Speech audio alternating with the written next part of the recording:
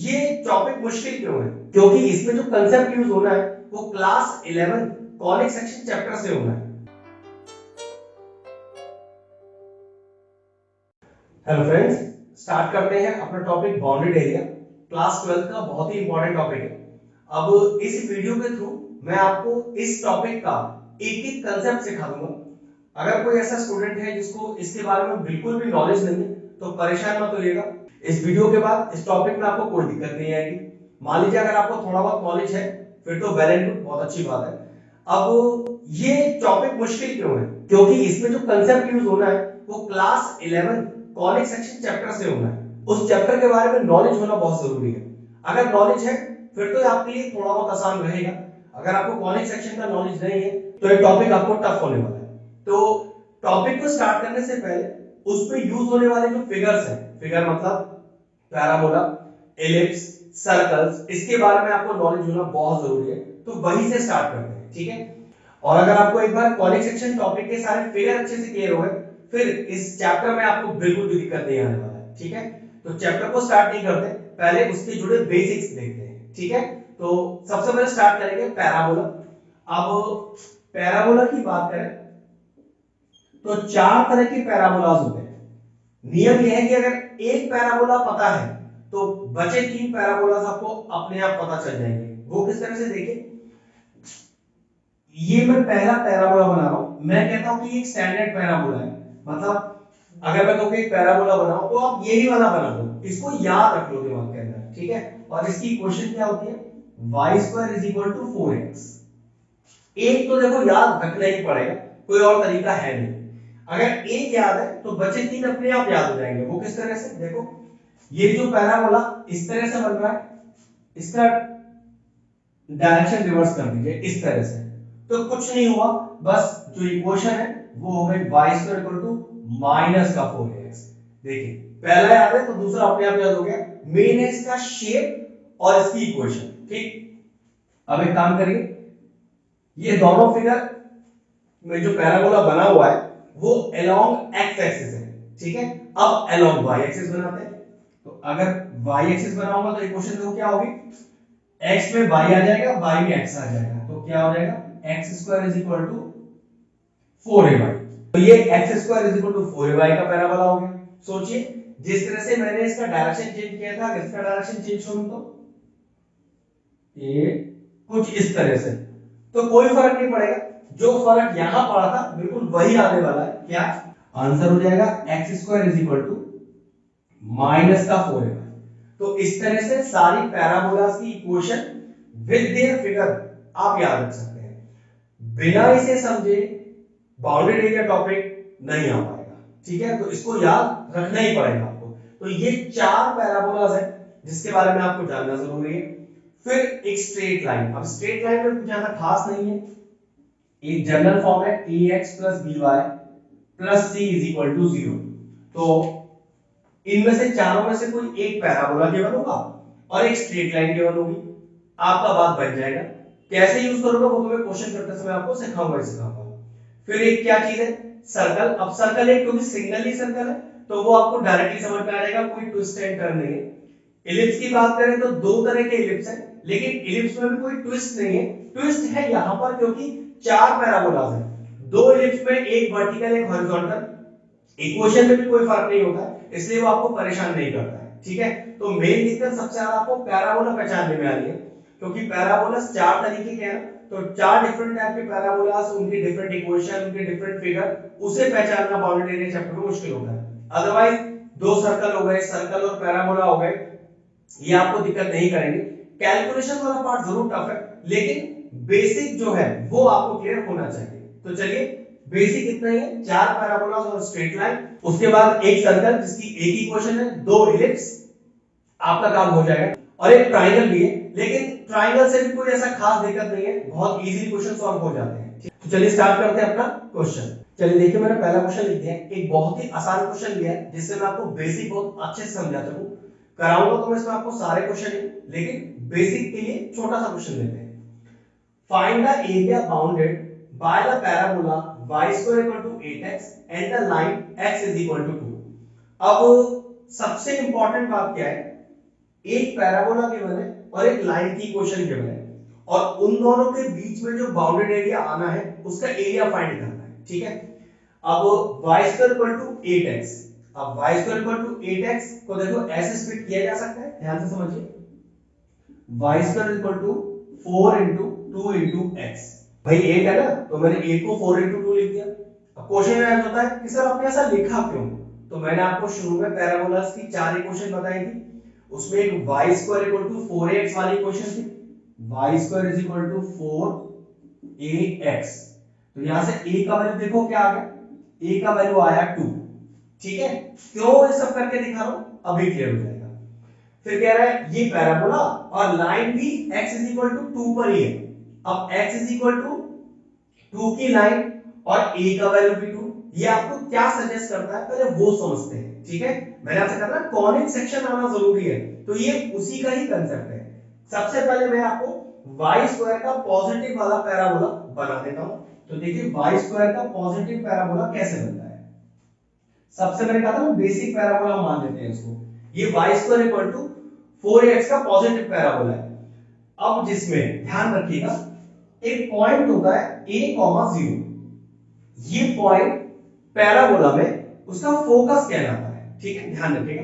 Parabola का जो focus होता है वो a, 0 होता है, लेकिन मुझे क्या पता चला कि मेरी a की वैल्यू तो 2 है और एक जो स्ट्रेट लाइन दी है वो भी यहां पर 2 है, मतलब given straight line x is equal to 2 और मेरे a की वैल्यू 2, दोनों ही बराबर है। यहां पर जो a है वो फोकस को डिनोट करता है और मेरी जो लाइन है x इक्वल टू 2 वो उस फोकस से ही पास कर रही है, कुछ इस तरह से देखो ध्यान से जरा। इसका मतलब ये हुआ एक ऐसी लाइन जो x इज इक्वल टू 2 मुझे क्वेश्चन में दी गई है वो एक्चुअल में फोकस से ही पास कर रही है। तो याद रखें कॉनिक सेक्शन का नियम है कि अगर कोई लाइन फोकस से पास करे पैराबोला के अंदर तो उस लाइन को बोला जाता है लेटस रेक्टम, ठीक है। अब चेक करो इस पैराबोला और इस लाइन के अंदर कौन सा एरिया ऐसा है जो आपको बाउंड दिख रहा है, जो इन दोनों फिगर्स के बीच में है, मतलब पैराबोला और स्ट्रेट लाइन के बीच में ये जो मैंने एरिया शेयर किया है इसका एरिया आपको फाइंड करना है। अब बहुत आसान तरीका है, देखो सबसे पहले क्या करें, इनको नाम दें, ए, ये ओरिजिन ओ, बी और सी। नाम देने का कोई नियम नहीं है, आपको जो नाम देना है दे सकते हो, ठीक है।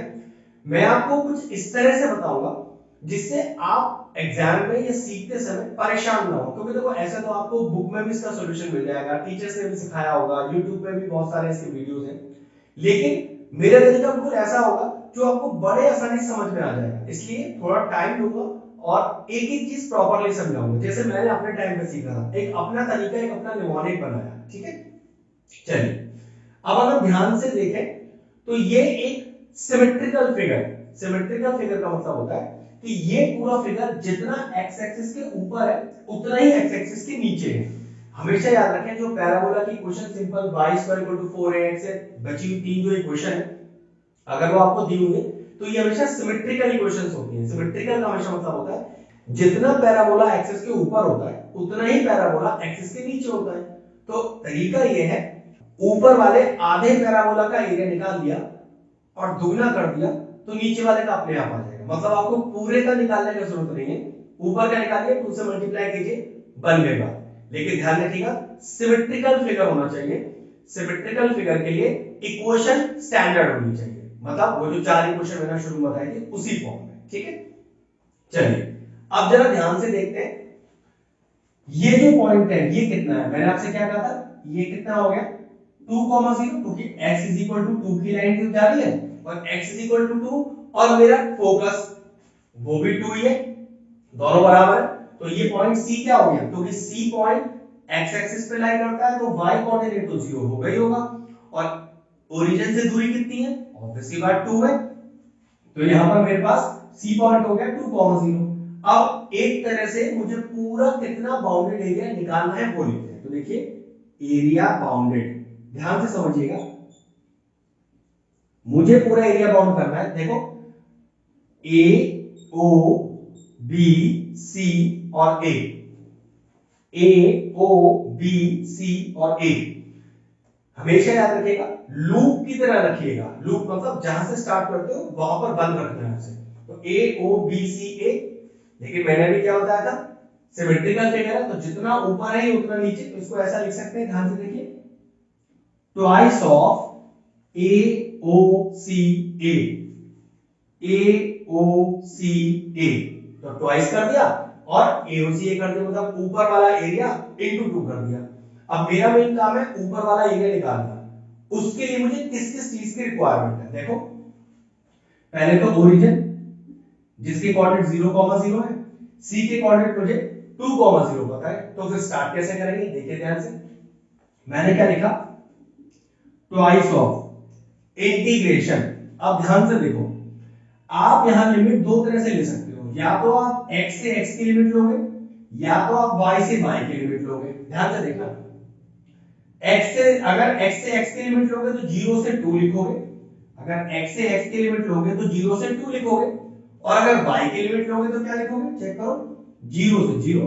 भाई 0 से 0 ही तो है, तो पक्की बात है 0 से 0 तो कोई लिमिट ही नहीं होती है। तो ये कंफर्म हो गया कि यहां आपको लिमिट किसकी लेनी है, x की ही लेनी है। तो देखो जरा ध्यान से, 0 से 2 लिमिट x की लिए है, तो ये बात कंफर्म है कि बाहर dx आएगा। अगर लिमिट में y वाली लेता तो कंफर्म है कि बाहर dy आएगा, और अगर बाहर dx आएगा तो पक्की बात है कि अंदर y आएगा।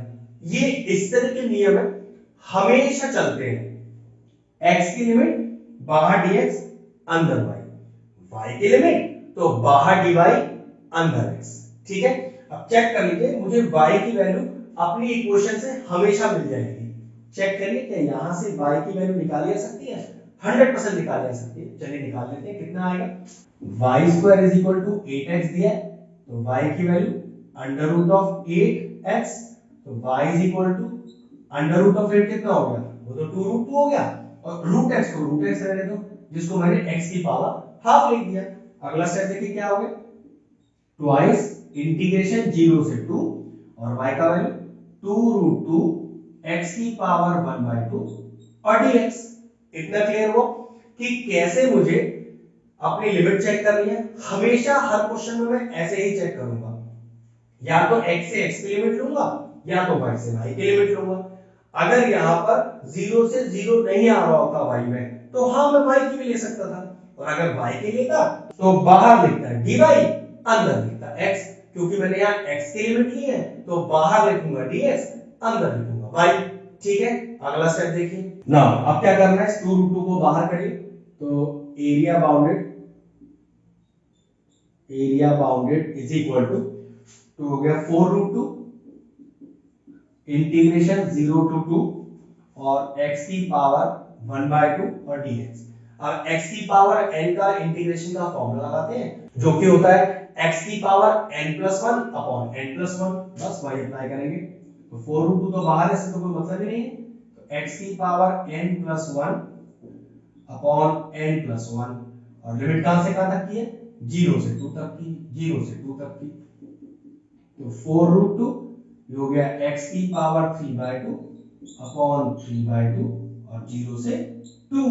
अगला स्टेप देखिए, ये 3/2 ऊपर आएगा तो 2/3 हो जाएगा, तो 4√2 इंटू 2/3 x की पावर 3/2 और लिमिट कहां से कहां तक, 0 से 2। चलिए अब लिमिट इंसर्ट करेंगे, ये हो गया 8√2 अपॉन 3।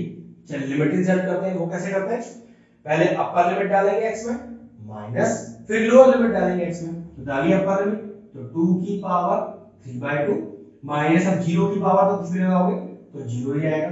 कितना बचा, 8/3√2 और 2 की पावर 3/2। अब इसे कितना लिख सकते हैं, ध्यान से देखिए, इसे मैं लिख सकता हूं 2 की पावर 3 की whole power 1/2। Now what is 2 की पावर 3, 2 की पावर 3 हो गया 8, और 8 का पावर हाफ मतलब √8, और √8 को वापस क्या लिख दूं, 2√2। तो ये कितना आ गया, चेक करो, 8/3√2 इंटू 2√2, तो ये हो गया √2 इंटू √2 इज 2 और 16/3, तो फाइनल आंसर कितना है, 16 32, 32/3 क्योंकि एरिया निकाल रहा हूं तो एरिया को लिखते हैं स्क्वायर यूनिट्स। तो फाइनल आंसर आया 32/3 स्क्वायर यूनिट्स। हमें क्या दिया था, एक पैराबोला स्टैंडर्ड, एक line x is equal to 2। अब x इज इक्वल टू 2 वो वही लाइन है जो मेरे फोकस से पास कर रही है, तो इसलिए उसको लेटर सेक्टर भी बोल सकते हैं। तो मुझे पैराबोला और लेटर सेक्टर के बीच का एरिया निकालना था। मुझे पता चला कि एक सिमेट्रिकल फिगर है, तो जितना एरिया ऊपर है उतना एरिया नीचे है। तो बस मैंने क्या किया, ऊपर वाले का एरिया निकाल के ट्वाइस कर दिया, इंटीग्रेशन का तरीका लगाया, फिर मैंने इसमें लिमिट ली, x की लिमिट ले रहा हूं इसलिए बाहर मैंने dx को रखा, अंदर लिया y की वैल्यू मुझे इक्वेशन से मिल गई, मैंने पुट करी, इंटीग्रेशन किया और मेरा फाइनल आंसर आया 32/3 स्क्वायर यूनिट्स। चलिए अपना नेक्स्ट क्वेश्चन देखते हैं। अच्छा क्वेश्चन है, क्या कह रहा है देखिए, find the area bounded above the x axis and the parabola y is equal to 4x - x square. अब मैंने जो पीछे वाला क्वेश्चन किया था वहां मैं आपसे स्टैंडर्ड पैराबोला की बात कर रहा था, और स्टैंडर्ड पैराबोला वो होता है जो चार इक्वेशन मैंने आपको शुरू में सिखाई थी, y square equal to 4ax, y square equal to minus का 4ax, x square equal to 4ay और x square equal to minus का 4ay। पैराबोला लिख रहा है, ये तो कंफर्म है कि चारों में से कोई एक ही होगा, लेकिन एक दिक्कत है, मैंने जो स्टैंडर्ड इक्वेशन दी थी और ये जो इक्वेशन दी है, मेरे स्टैंडर्ड इक्वेशन में तो कोई माइनस प्लस था ही नहीं, जबकि देखो यहां पर एक माइनस लग रहा है और x पे स्क्वायर लग रहा है, तो ये तो कंफर्म है कि x पे स्क्वायर है, तो ये x स्क्वायर वाला ही पैराबोला होगा। लेकिन एक दिक्कत है, x स्क्वायर के दो पैराबोलास बताए, x square equal to 4ay और एक माइनस का 4ay, तो ये एक्चुअल में कौन सा पैराबोला है, तो ये पहचानना है। दूसरी बात, क्या ये स्टैंडर्ड इक्वेशन है? बिल्कुल नहीं, ये स्टैंडर्ड इक्वेशन नहीं है, क्योंकि standard equation x square equal to 4ay या माइनस का 4ay, प्लस या माइनस का सिंबल बीच में नहीं होता, इस तरह से दो पॉलिनोमियल वाले टर्म नहीं मिलेंगे। चेक करो ना, मैंने आपको क्या बताया, x square is equal to 4ay बताया एक तो, और एक x square equal to minus का 4ay बताया। इक्वेशन इस फॉर्म में ही होनी चाहिए, जबकि इक्वेशन का तो फॉर्म ये बिल्कुल है ही नहीं। तो ऐसे क्वेश्चन जो पैराबोला तो है लेकिन अपने स्टैंडर्ड फॉर्म में नहीं है, तो ऐसे क्वेश्चनों को बोला जाता है shifting of the origin cases. मतलब ये पैराबोला एग्जैक्ट ओरिजिन को टच नहीं कर रहे होंगे, वहां से उनका ओरिजिन शिफ्ट कर दिया गया है। ये क्लास 11 का फिर से टॉपिक है, कॉनिक सेक्शन। मैंने आपसे बोला था शुरू में कि ये टॉपिक आपको आना चाहिए, तभी आप बाउंडेड एरिया के क्वेश्चंस को समझ पाएंगे। तो क्लियर हुआ, पैराबोला तो है ये, और एक्स स्क्वायर ने ये बता दिया यहां पर कि है तो एक्स स्क्वायर वाला ही पैराबोला, जिसकी स्टैंडर्ड इक्वेशन हमने ऐसे पढ़ी है, लेकिन ये स्टैंडर्ड वाला नहीं है, ये केस है शिफ्टिंग ऑफ द ओरिजिन। अब शिफ्टिंग ऑफ द ओरिजिन को कैसे सॉल्व करते हैं और इसका लॉजिक क्या है वो समझते हैं। एक्स स्क्वायर के दो पैराबोला है, अब ये एक्स स्क्वायर का कौन सा वाला पैराबोला है ये इक्वेशन देख के नहीं पता कर सकता, मैं भी नहीं पता कर पाऊंगा, तो फिर लॉजिक क्या लगाऊं। चलिए लॉजिक देखते हैं, ये पहचानने के लिए कि एक्स स्क्वायर का ये पॉजिटिव वाला पैराबोला है या नेगेटिव वाला, उससे मुझे क्या पता चल जाएगा कि एक्चुअल में पैराबोला का शेप कैसा है। बताता हूं, अगर ये मेरा पॉजिटिव पैराबोला निकला तो मेरा शेप ऐसा होगा, और ये अगर एक्स स्क्वायर का नेगेटिव पैराबोला निकला तो मेरा शेप ऐसा होगा। ठीक है, ये कंफर्म है कि ये शेप ओरिजिन को नहीं टच करेगा क्योंकि इक्वेशन स्टैंडर्ड नहीं है। चलिए अब सबसे पहले क्या करें, देखिए मैं कुछ स्टेप्स लिख रहा हूं वो आपको समझ में आने चाहिए। मैंने माइनस कॉमन लिया और इसको लिखा एक्स स्क्वायर माइनस का 4x। ठीक है, सिंपल, अगर वापस इंटू करोगे तो यही आ जाएगा। मैं करने क्या वाला हूं, मैं यहां करने वाला हूं कंप्लीटिंग द स्क्वायर मेथड, और कंप्लीटिंग द स्क्वायर मेथड से मुझे फायदा ये होगा कि मैं ये पहचान लूंगा कि एक्चुअल में ये एक्स स्क्वायर का पॉजिटिव पैराबोला है या नेगेटिव पैराबोला, जिससे मुझे क्या आइडिया होगा कि जब मैं बाउंडेड एरिया के लिए फिगर बनाऊंगा तो फिगर में शेप कौन सा दूंगा, बस ये पहचानना है। ठीक है, तो सबसे पहले इस तरीके से हमें अपना शेप पहचानना है, यही है इस क्वेश्चन का लॉजिक। ये टॉपिक इसलिए बच्चों को टफ लगता है क्योंकि उन्हें बेसिक बिल्कुल क्लियर नहीं होते हैं। बेसिक आना चाहिए, क्वेश्चन की टेंशन नहीं है, कैलकुलेशन ये होंगे मुश्किल लेकिन आ जाएंगे आराम से। सबसे पहला है कि फिगर कैसा बनेगा, और फिगर बनने के लिए मैं ये सारी जो बातें बता रहा हूं वो आनी बहुत जरूरी है। चलिए स्टार्ट करते हैं। अब लगाते हैं कंप्लीटिंग द स्क्वायर मेथड। तो सबसे पहले कंप्लीटिंग लगाने के लिए हमें एक्स स्क्वायर का कोफिशिएंट गायब करना है। अब एक्स स्क्वायर का कोफिशिएंट तो ऑलरेडी यहां से गायब ही है, तो पहला केस क्लियर, मतलब एक्स स्क्वायर का कोफिशिएंट नहीं होना चाहिए, नहीं है, पहली कंडीशन की है। अब जो भी है एक्स का कोफिशिएंट चेक करिए, एक्स का कोफिशिएंट कितना है, 4 लिखा है।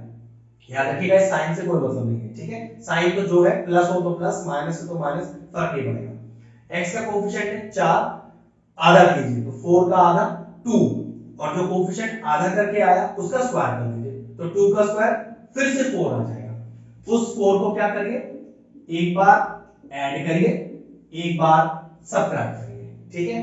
अब देखिए ध्यान से, y is equal to minus bracket के अंदर एक्स स्क्वायर प्लस 4 माइनस का 4x। अगर ध्यान से देखें तो ये एक्स स्क्वायर ए स्क्वायर, 4 को लिख दिया मैंने, देखो ध्यान से, 2 का स्क्वायर तो ए स्क्वायर प्लस बी स्क्वायर, और ये माइनस का 4x, ये माइनस का 4x हो गया माइनस का 2ab वाला टर्म, मतलब A square plus B square minus का 2ab, a माइनस बी का होल स्क्वायर और माइनस का 4। अब इस माइनस को अंदर ले जाइए, अगला स्टेप देखिए, तो y is equal to minus x minus 2 का होल स्क्वायर प्लस 4, इस प्लस 4 को इधर लाइए, ये आ गया y minus 4 is equal to minus का x माइनस 2 का होल स्क्वायर। अब यहां से माइनस को इधर लेके आइए, तो ऐसे लिख दो x माइनस 2 का whole square is equal to minus of y minus 4। अब जरा ध्यान से देखिए, अगर इस पूरे को मैं x मान लूं कैपिटल वाला और इस पूरे को y मान लूं कैपिटल वाला, तो आपको पता चलेगा कि ये एक्स स्क्वायर का नेगेटिव पैराबोला है। फिर क्वेश्चन अराइज होता है कि सर वो तो x square equal to minus का 4ay होता है, यहाँ 4 और a तो है ही नहीं, तो देखो बिल्कुल है तो सही, x square is equal to minus का 4 इंटू 1/4 और इंटू y। देखिए यहाँ पर a का वैल्यू 1/4 है, मतलब एक्स स्क्वायर का नेगेटिव पैराबोला है।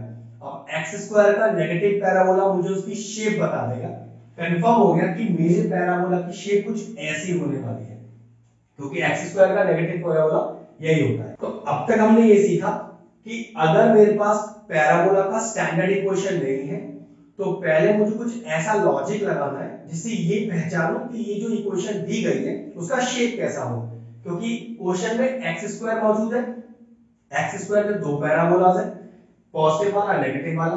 फिर मैंने अपना लॉजिक लगाया और लॉजिक लगा के एक चीज पता चल गई कि ये जो पैराबोला है इसका शेप हो गया ये वाला, ठीक है। ये बात तो कंफर्म है कि स्टैंडर्ड इक्वेशन नहीं है, ओरिजिन से पास तो ये नहीं करेगा, लेकिन फिर ये बनेगा कैसे वो चलते हैं आगे।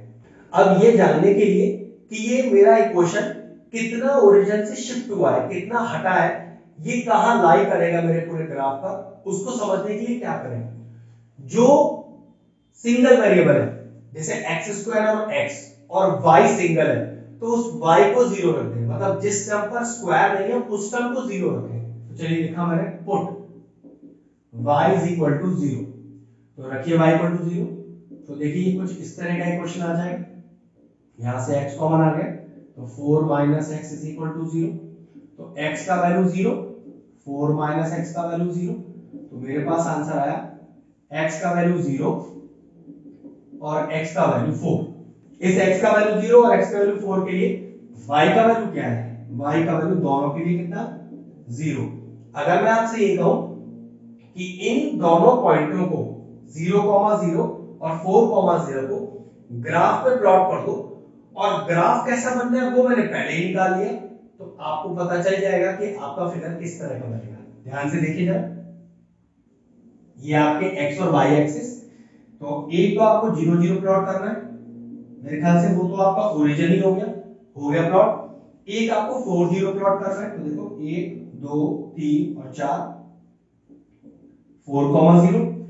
चेक करिए कि मेरा जो ग्राफ है वो इस तरह का बनेगा और ये दोनों पॉइंट से पास करेगा, तो चेक करो कहीं ये ऐसा तो नहीं बनेगा। ध्यान से देखिएगा, शेप तो मैं पहले ही जानता हूं और कहां से पास करेगा वो मैंने पहले पॉइंट निकाल दिया आपके लिए, ये देखिए शेप भी वही आ गया, जिन दो पॉइंट से पास करना वो भी वही आ गए।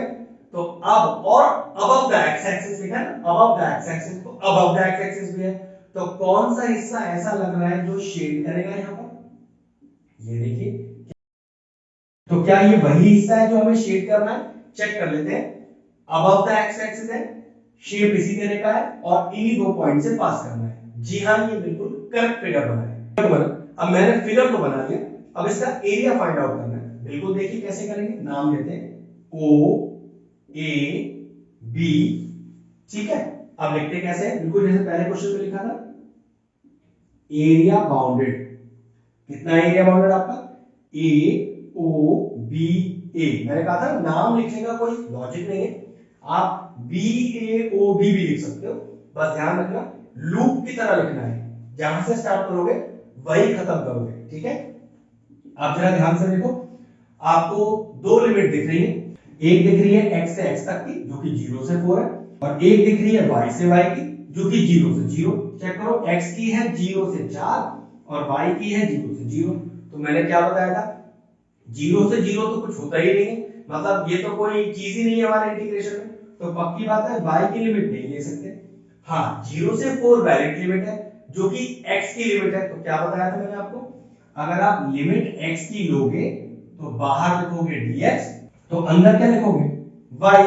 अब चेक करके देख लो, इक्वेशन में आपको y की वैल्यू है, तो चेक करो इस इक्वेशन में, जी हाँ y की वैल्यू है कितनी, 4x माइनस एक्स स्क्वायर। बस यहां पुट करके इंटीग्रेट कर देते हैं, देखिए जरा। तो 0 to 4 ये हो गई 4x माइनस एक्स स्क्वायर और dx। अब ये सिंपल डेफिनेट इंटीग्रल का क्वेश्चन हो गया, सॉल्व करके आंसर निकालना है। मेन कंसेप्ट क्या है, जो इक्वेशन दी है वो कौन सा वाला फिगर है, पहचाना कि पैराबोला है। वैसे क्वेश्चन में यहां दे दिया था पैराबोला, अगर नहीं भी दिया होता तो एक सिंगल वेरिएबल पे स्क्वायर, क्योंकि x पे स्क्वायर है तो एक पैराबोला ही होगा। पैराबोला दो तरीके के होते हैं, फिर उसका पहचान हमने देखी कि कौन सा पैराबोला है, पहचान निकाली और पता चला ये पैराबोला इस तरह का है। फिर जो सिंगल वेरिएबल है y, उसको 0 के इक्वल रखकर मैंने दो पॉइंट फाइंड आउट किए, जिससे मुझे ये पता चला कि मेरा पैराबोला एक्सिस पर कहां इंटरसेक्ट करेगा। दोनों इंटरसेक्ट पॉइंट को प्लॉट किया, पैराबोला का शेप बनाया, मेरा बाउंडेड एरिया आ गया। उस बाउंडेड एरिया को निकालने के लिए या तो लिमिट x से x तक की लूंगा या तो y से y तक की। अब y से y में तो 0 से 0 आ रहा है, लेने का कोई चांस ही नहीं है, तो x से x तक की मतलब 0 से 4 तक की लिमिट अगर x की लूंगा तो बाहर लिखूंगा dx, अंदर लिखूंगा y। y का वैल्यू क्वेश्चन में है, डायरेक्टली पुट कर दिया। अब सॉल्व करते हैं आगे। तो area bounded is equal to, चलिए 4 बाहर, 0 से 4 x dx और माइनस का इंटीग्रेशन 0 से 4 x स्क्वायर dx। तो 4 बाहर, x का इंटीग्रेशन x की पावर 2 अपॉन 2 और लिमिट 0 से 4 तक माइनस x स्क्वायर का इंटीग्रेशन x क्यूब अपॉन 3, 0 से 4 ये कैंसिल आउट हो गया, 2 बाहर। अब लिमिट कैसे अप्लाई करते हैं, पहले अपर लिमिट x में माइनस लोअर लिमिट x में। तो अपर लिमिट 4 है तो 4 का स्क्वायर माइनस 0 का स्क्वायर, तो 0 का स्क्वायर 0 होगा, लिखने का जरूरत नहीं है, माइनस का 1/3। फिर अपर लिमिट 4 का क्यूब माइनस 0 का क्यूब, लिखने की जरूरत नहीं है, कितना आ गया 2 into 16 माइनस 1/3, 4 4 is 16, 16 4 जा 64। अगला स्टेप देखिए, तो 32 माइनस 64/3, चलिए एलसीएम ले लेते हैं, 3 इज द एलसीएम, ये आ गया 3 into 32 माइनस का 64। तो सिंपल कैलकुलेशन करना है मुझे यहाँ पर, तो 3 2 जा 6 और 3 3 जा 9 माइनस 64/3, तो 6 में से 4 गया 2, 9 में से 6 गया 3 अपॉन 3, तो 32/3, क्योंकि एरिया निकाल रहे हैं तो पक्की बात पीछे क्या लिखेंगे, पीछे लिखेंगे स्क्वायर यूनिट्स। तो जो फाइनल आंसर आया हमारे पास, जो एरिया बाउंडेड आया गिवन पैराबोला और अबव एक्स एक्सिस का, वो आया 32/3 स्क्वायर यूनिट्स।